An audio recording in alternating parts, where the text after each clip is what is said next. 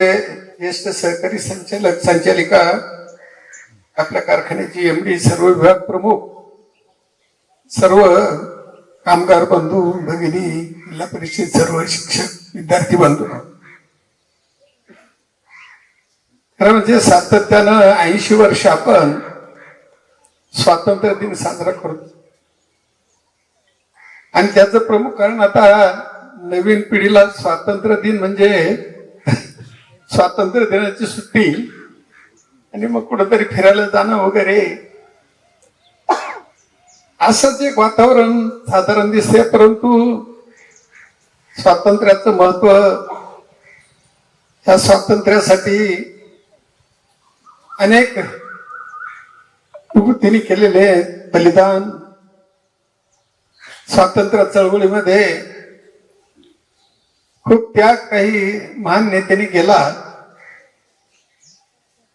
महात्मा गांधी असतील, पंडित जवाहरलाल नेहरू असतील, वल्लभभाई पटेल असतील, लोकमान्य टिळक असतील, अशा अनेक मंडळींनी खरं म्हणजे या स्वातंत्र्यासाठी शांततेच्या मार्गाने लढा दिला. राजगुरू, चाफेकर अशा अनेक तरुणांनी त्या स्वातंत्र्यासाठी बलिदान दिलं.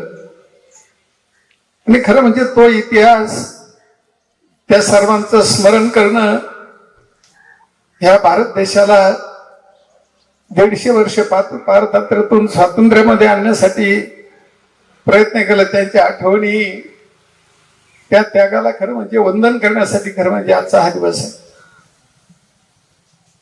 80 वर्षानंतर आपल्या देशामध्ये खूप मोठी क्रांती झाली. यशवंतरावजी चव्हाण साहेब असतील, वसंतराव दादा पाटील असतील, पंडित जवाहरलाल नेहरू असतील, ह्या सर्व मंडळींनी अनेक सुधारणा आहेत. स्वातंत्र्यानंतर औद्योगिक क्रांती असेल, अनेक वेगवेगळ्या सुधारणा भारत स्वातंत्र्य झाल्यानंतर ह्या सर्व मंडळींनी केल्या. आणि म्हणून आज सुद्धा आज आपण ही औद्योगिक क्रांती झाल्यानंतर अनेक कारखाने या देशामध्ये सुरू झाले. त्यानंतरच्या कालखंडामध्ये सहकारी साखर कारखानदारी असतील, अनेक छोटे मोठे उद्योग असतील, अनेक शिक्षण संस्था असतील, हे सर्व परिवर्तन खरं म्हणजे स्वातंत्र्य मिळाल्यानंतर आपल्या देशातल्या महान नेते मंडळींनी केलं. परंतु त्यापूर्वीचा काळ जर आठवलं तर अगदी आपण तर सगळे स्वातंत्र्यामध्ये जन्माला आलेलो आहोत. माझा जन्म तर 51 साली झाला, पण तो काळ मला साधारण 60-62च्या दरम्यान आपल्या खेडेगावामध्ये एखादा पोलीस जर कर्मचारी आला तर पोरं मुलं पळायची असेल, आम्ही घाबरत पळायचे. म्हणजे त्या पारतंत्र्याचा काळ काय असेल, किती दहशत, किती त्या इंग्रजांचं ही भयानक अशी दहशत आपल्या सगळ्या देशावर होती.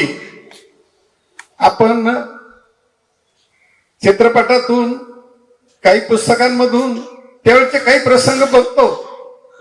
त्या इंग्रजांच्या असणाऱ्या गाड्या, त्याच्यातून होणारे गोळीबार, किती लोकांना मारहाण व्हायची, हे सगळं चित्र आपण नुसतं आपण त्या वेगवेगळ्या वाचनामधून म्हणा किंवा वेगवेगळे चित्रपट त्यावेळेचे काढलेले त्याच्यातून आपण पाहतो. पण वस्तुस्थिती त्या काळातल्या खरं म्हणजे आपल्या त्या पारतंत्र्यामध्ये जी लोक होते त्यांनी ते अनुभवलेलं.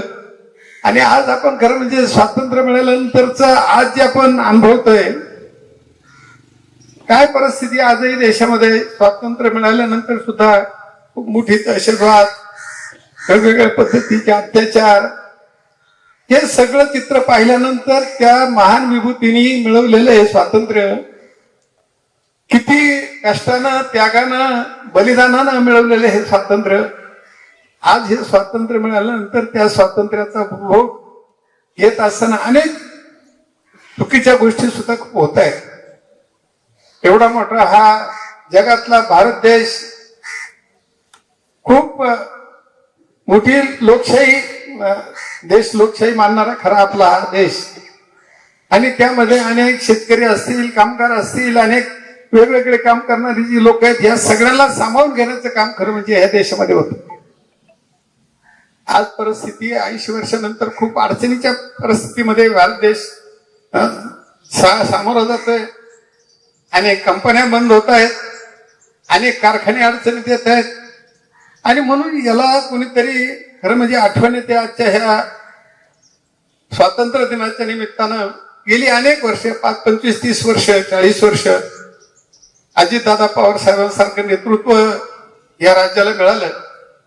आणि ही सहकारी चळवळ असेल, वेगवेगळ्या कारखानदारी असतील, वेगवेगळी ह्या महाराष्ट्रातील शेतकऱ्यांचे प्रश्न असतील, हे खरं मांडायचं काम अजितदादा असतील. आताच आमचे मित्र ज्येष्ठ संचालक अशोकनं सांगितलं त्यावेळेस खरी शरद जोशींचं आंदोलन आम्ही पाहिलेलं. इंदुरीमध्ये पहिली सभा शरद जोशीची झाली. शरद जोशी असतील, त्यांचे सर्व आमचे गेले दिवंगत उमरराव दादा त्याचं काम करत होते. एक वेगळं अंकुश सरकारवर ह्या संघटनांचे प्रमुख आज आपले राजू शेट्टी काम करतात. त्याच्यामध्ये अनेक शेतकऱ्यांचा खंड, पण आज जो प्रभाव पाहिजे ज्या शेतकऱ्यांच्या प्रश्नासाठी खरं म्हणजे सरकारला हलवलं पाहिजे, ते काम कमी होतंय. कारण आम्ही गेली 8-10 वर्षापासून बघतोय. ह्या 2 वर्षात तर आम्ही सगळं आपल्या राज्याचा साखर संघ असेल, आपला नॅशनल फेडरेशन असेल, ह्या संस्थेमार्फत आम्ही सातत्याने प्रयत्न करतो. सर्व जिल्ह्यातील असतील, राज्यातील सहकारी साखर कारखानदारीची सर्व मंडळी की ही साखर कारखानदारी खूप अडचणीत आलेली आणि म्हणून तिला मदत करण्यासाठी केंद्र सरकार, राज्य सरकार यांनी मदत केली पाहिजे. दरवर्षी आपण एफआरपीचे भाव वाढवतोय, पण एसएमपी वाढत नाही, साखरेचे भाव वाढत नाहीत. आज योगायोगानं काही कारणास्तव थोडेफार साखरेचे बाजार थोडे झालेत. याच्यामध्ये दुकानांमध्ये साधारण 50 पर्यंत साखर गेली, परंतु हे काही सातत्याने टिकणारे भाव नाहीत. मग त्याच्यामध्ये काल मी हर्षवर्धन पाटलांची एक मुलाखत ऐकली आणि त्यामध्ये ही कृत्रिम तयार केलंय का काय, ही भाव वाढ, काही साठा जास्त आहे, काही मंडळींनी व्यापाऱ्यांनी केलाय काय. आणि म्हणून खरं म्हणजे ह्या सगळ्या शेतकऱ्यांच्या ज्या संस्था आहेत, शेतकऱ्यांचे जे माल आहेत, पण तो ऊस असेल, कांदा असेल, बाकीचे सगळे माल असतील, याला भाव मिळाले पाहिजे. आणि हा प्रयत्न खरं म्हणजे देश स्वातंत्र्य झाल्यानंतर ही जबाबदारी केंद्र सरकार, राज्य सरकार यांनी शेतकऱ्यांना मदत करणं. मागच्या 1 महिन्यापूर्वी राज्य सरकार बरोबर मुख्यमंत्र्यांबरोबर मिटिंग झाली साखर संघाची आणि सर्व कारखानदारांची. त्यांनी वेळ घेतली.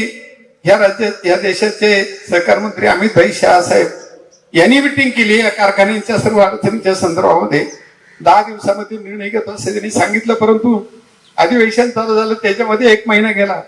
आणि म्हणून आम्ही परवा आमची एक मिटिंग होती, आपल्या उपमुख्यमंत्री सुनीत्रताई पवार त्यांना आम्ही भेटायला गेलो, सहकार मंत्री तिथं होते. आणि म्हणून त्यांना आम्ही सांगितलं, साहेब जवळजवळ 1-1.5 महिना झाला राज्यातली मिटिंग होईना आणि केंद्रातली होईना, सगळी साखर कारखानदारी आमची खूप अडचणीत आहे आणि म्हणून त्या दृष्टीनं आपण प्रयत्न केले पाहिजेत.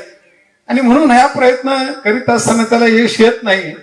आणि म्हणून स्वातंत्र्यामध्ये आज आपण हा एवढा मोठा शेतीप्रधान देश, आणि म्हणून त्या शेतकऱ्याला संरक्षण देणं, त्या कारखान्यांना मदत करणं, अनेक मोठमोठ्या कंपन्यांना याला त्याला मदत आपण करतो, काही कोट्यवधी रुपये. परंतु ह्या देशातला मुख्य जो सगळ्यांचा अन्नदाता आहे त्या शेतकऱ्यांना, त्या शेतकऱ्यांच्या संस्था असतील त्यांना मदत करण्याचं काम खरं म्हणजे ह्या स्वातंत्र्यामध्ये आज 80 वर्षानंतर सुद्धा हे कमी होतंय. हे झालं पाहिजे. ही खरं म्हणजे आज ह्या 15 ऑगस्टच्या निमित्तानं आपल्याला हे जाणवतंय.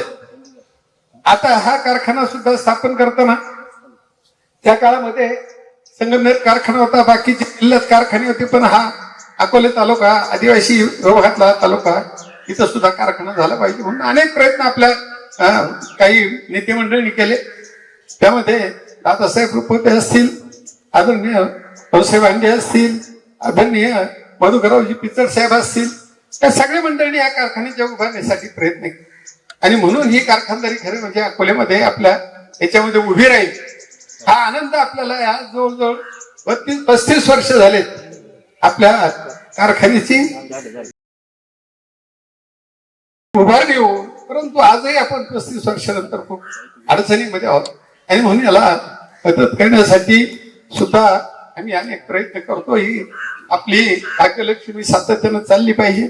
थोडंफार मला वाटतं आपली उद्या जनरल मीटिंग आहे, थोडं